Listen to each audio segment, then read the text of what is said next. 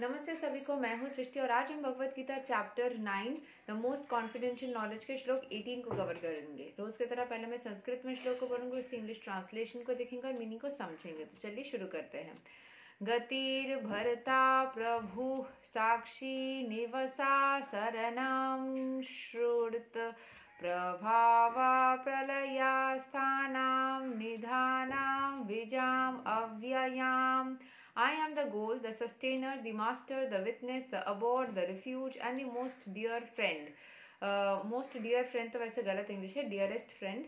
I am the creation and the annihilation and the basis of everything and resting place and the eternal seed. तो उनके अंदर सब कुछ है।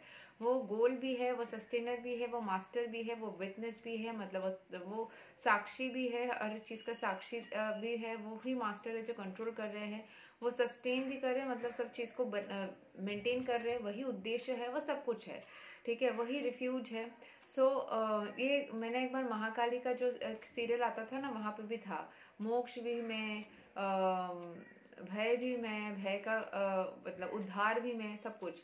So all the divine energies, divine forces जब भी एक ही सोर्स में अलग अलग ग्रुप में देखा जाए तो वही सब कुछ है। अगर आप कृष्ण में बिलीव करना चाहते हो तो करो, अगर आप काली में बिलीव करना चाहते हो तो करो, अगर आप शिव में बिलीव करना चाहते हो तो करो, अगर आप अल्लाह में करते हो, गॉड में करते हो, गुरु में करते हो, किसी में भी करते हो तो करो, ठीक है। गति means the destination where we want to go, but the ultimate goal is Krishna. All the people do not know it. One who does not know Krishna is missiled, and his so-called progressive march is either partial or hallucinatory. There are many who make as their destination different demigods, and by rigid performance of the strict respective methods they reach different planets known as Chandraloka, Suryaloka, Indraloka, Maharaloka, etc. But all such lokas or planets, being creations of Krishna, are simultaneously Krishna and not Krishna. Such planets being manifestations of Krishna's energy are also Krishna. मतलब जैसे मैंने बताया ना कि अगर मेरे under में कुछ लोग काम करते हैं मान लो, ठीक है, एंड आप मुझे डायरेक्टली रिपोर्ट ना करके उनको रिपोर्ट करते हो, आप उनके भी जूनियर अगर हो, उनके रिपोर्ट करते हो, तो कहीं ना कहीं घुमा के आप इनडायरेक्टली मुझे रिपोर्ट करो, सिर्फ indirectly Krishna. One should directly approach Krishna, for that will save time and energy. For example, if there is a possibility of going to the top building by help of an elevator, why should you go by staircase step by step? Everything is resting on Krishna's energy.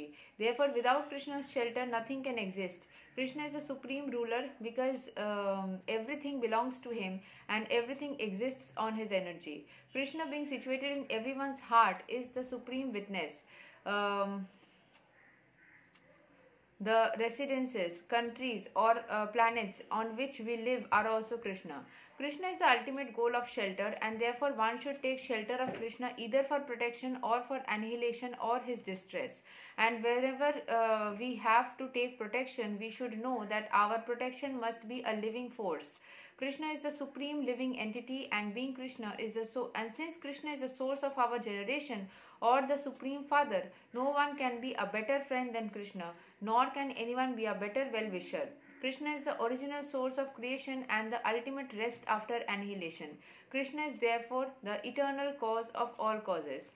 तो यहाँ पे यही बोला जा रहा है कि कृष्ण हर एक, जैसे आपको अगर डायरेक्ट अपने बॉस के साथ में बात करने का मौका मिलता है तो उनके सबॉर्डिनेट के थ्रू आप क्यों जाओगे? अगर आपके पास मौका मिल रहा है तो डायरेक्टली जाके बात कर लोगे ना, अपने प्रॉब्लम्स के सोल्यूशन कर लोगे।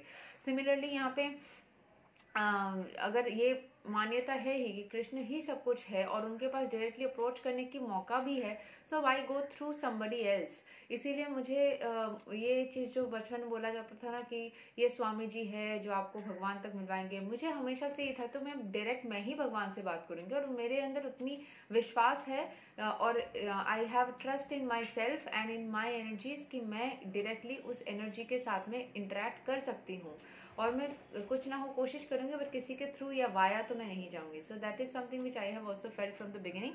चाहे जैसे मैंने बोला कि यहाँ पे जैसे कृष्ण बोला जा रहा है, आप जिस किसी भी रिलीजन से बिलोंग करते हो, आप बस इतना मानो कि उस डिवाइन सुप्रीम एनर्जी के साथ में मुझे इंटरेक्ट करना है, एंड किसी के थ्रू नहीं जाना, किसी स्वामी जी के थ्रू नहीं जाना। Obviously you can have a guru और a guide to help and understand कि वो पाथ में कैसे जाना है, ठीक है। ज़रूरी नहीं कि हर किसी को अपने आप समझ में आए, इसीलिए तो हम किसी और के पास में, बहुत सारे लोग किसी और के पास में जाके एडवाइस लेते हैं। If you don't have that understanding, I am not saying कि मुझे अगर उस चीज़ की अंडरस्टैंडिंग अपने आप भगवान की कृपा से आ रही है तो हर किसी को आएगी, बट कोशिश करके देखना, अगर नहीं आते तो ज़रूर गुरु का मदद ले सकते हैं, एक एडवाइज़र की मदद ले सकते हैं, बट आप जेन्युइन एडवाइज़र की मदद लीजिएगा, किसी के पास भी मत चले जाइएगा। ट्रस्टवर्दी होना चाहिए, एक सही गुरु का प्राप्ति होना भी ईश्वर की कृपा होती है। सो ईश्वर से ज़रूर हमेशा कनेक्ट करें एंड अपने सारे डिस्ट्रेस को दूर करें। कृष्ण का नाम लेके देखें, हरे कृष्ण कृष्ण कृष्ण हरे हरे, हरे राम राम राम हरे हरे। ये नाम लेके देखें, मैजिक ना हो तो बताना, ठीक है। यही तक था श्लोक नंबर 18 ऑफ भगवद गीता चैप्टर 9। अगले वीडियो में हम श्लोक 19 को कवर करेंगे। तब तक के लिए हरे कृष्ण, राधे राधे, जय श्री राम।